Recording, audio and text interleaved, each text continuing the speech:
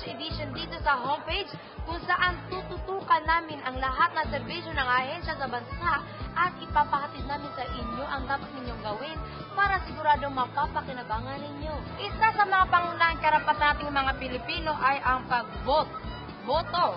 Pero paano natin ito magawa kung hindi tayo rehistrado? Kaya naman bago pa matapos ang deadline ng pagpaparehistro para sa mga first-time voters na gaya ko, ituturo namin sa inyo kung ano ang mga dapat inyong gawin. What's the date? Let's go!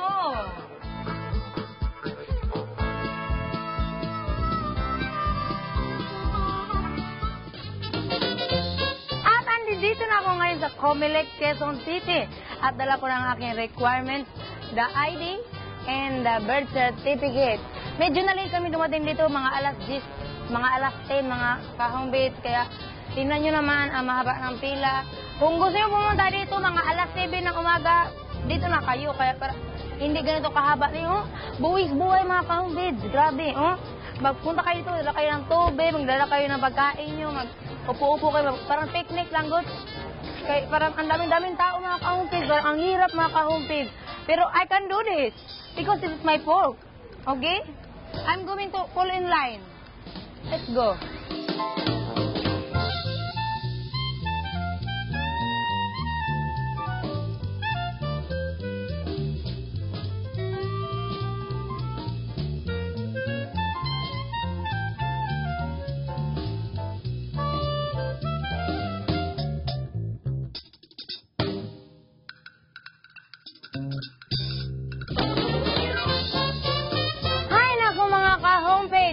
After 10 years, tumulo na ang aking pawis, tumulo na aking sipon, ang pawis sa kilikili, tumulo na.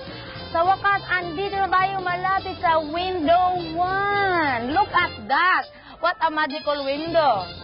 Ibibigay ko lamang ang aking, ito, para ma-verify nila kung this is me. Ibibigay ko na ito para ma-verify nila, okay? Pagkatapos ito, window 2 na naman. Ihintay lang namin ang ang mga pangalan namin, di ba? Hintay na matawag ang pangalan namin sa window 2. Ganon lang, tsaga-tsaga lang, di ba, te?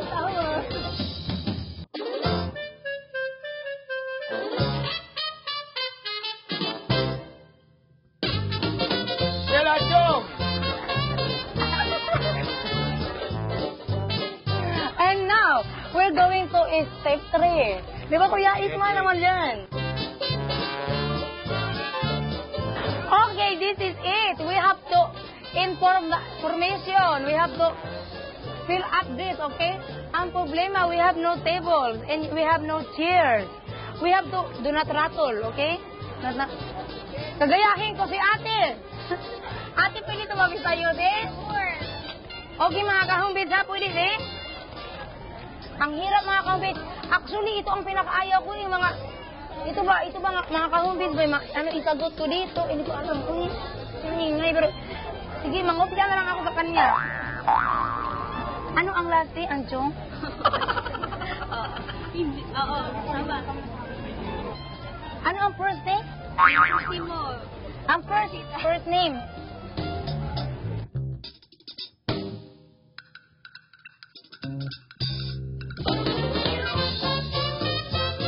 No erasers.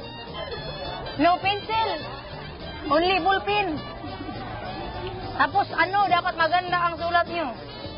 Ano yan, Ti? Quezon City. Ayan mga ka-homepage, buhay ako, nasagutan ko na lahat ng information. And this time, we're going to the next level. We're going to the step 3 to pass this and get my, interview. Punta na ako, ha? Kuya, magkano yan?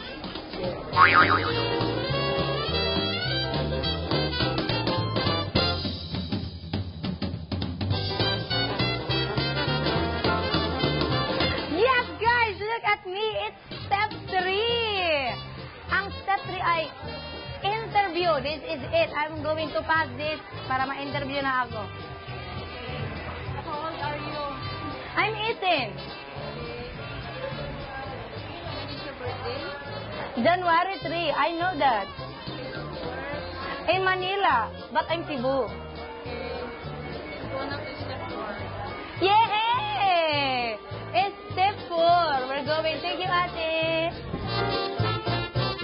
Oh, mga ka-homepage, look at it. It's step 4. Application number. Precinct assignment, you know? Basta basahin nyo na lang pag ganito na kayo, ha?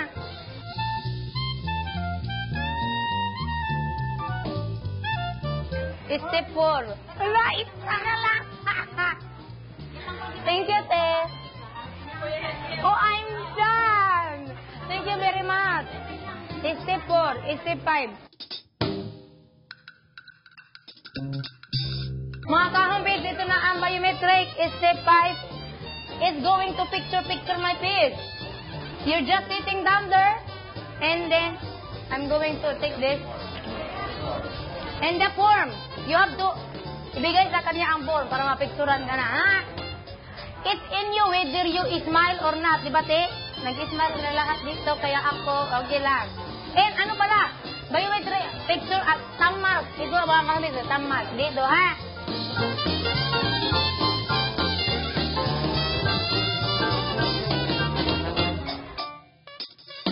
Mga kahumid, dito mag-signature ka. Tandaan nyo to, parang itim na. Hindi ko alam ano to. Mag-signature kayo, isang beses lang yan, ha?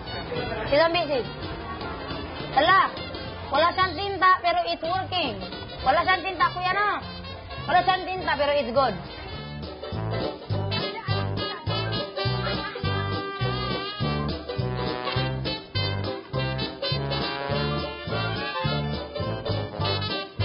Mga ka-homepage, after my signature, you have to thumb mark, okay?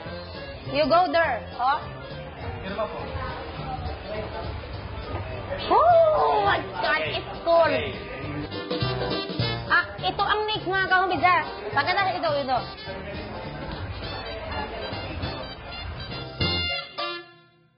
Other finger na naman ito mga ka-homepage.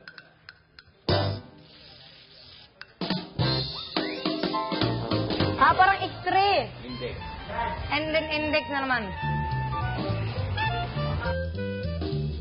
My gosh, mga ka-homepage, after my pictorial there, I'm going there. I'm going to, ibigay ko sa kanya ang form para it's my thumb mark, you know.